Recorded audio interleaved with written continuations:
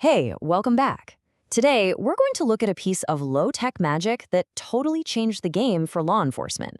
We're talking about a device that didn't need any circuits or code, just some pure, simple chemistry. So I want you to picture this. There are no electronics, no computers. All you have is this simple glass tube.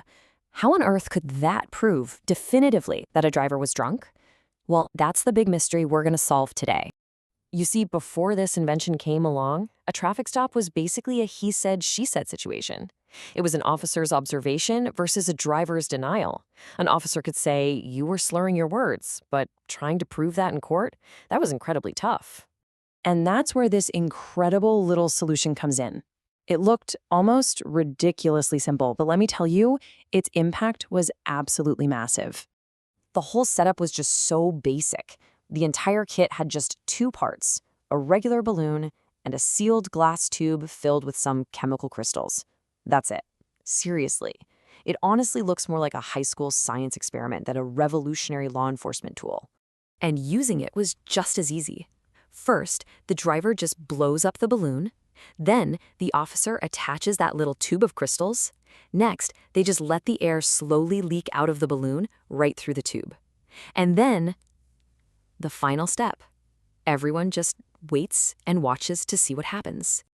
So, what was the magic going on inside that little glass tube? Okay, let's unlock the chemical secret, because this is where a pretty basic reaction changed absolutely everything. So, here's the key insight. The whole thing works because of a simple fact of biology. When you drink alcohol, right, it gets into your blood. And as your blood flows through your lungs, a tiny bit of that alcohol actually evaporates into the air that you breathe out. The breathalyzer was built to catch that exact trace of alcohol. The science behind it is a process called oxidation. Now, that might sound complicated, but it's really not.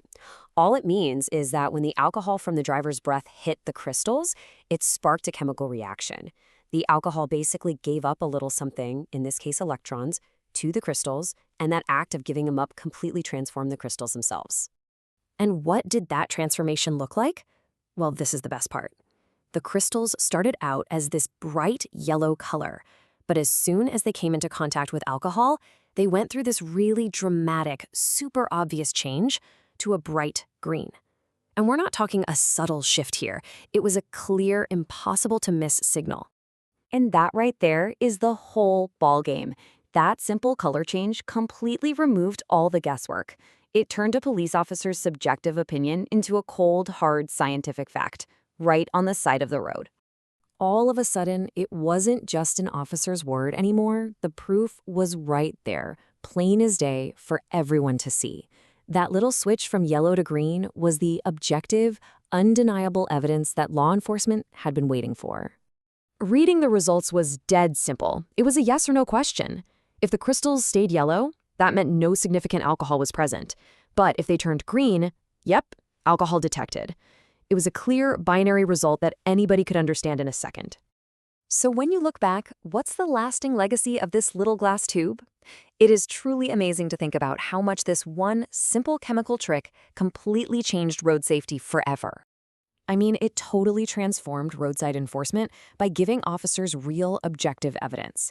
It actually laid the scientific groundwork for all the modern digital breathalyzers we use today. But most importantly, by giving us a reliable way to identify impaired drivers, this simple piece of science has saved a truly countless number of lives. It really makes you think, doesn't it? This incredibly simple bit of chemistry had such a massive, world-changing impact, which kind of leaves us with one last question. What other little bits of low-tech alchemy are still hiding out there in plain sight, quietly shaping the modern world we live in today?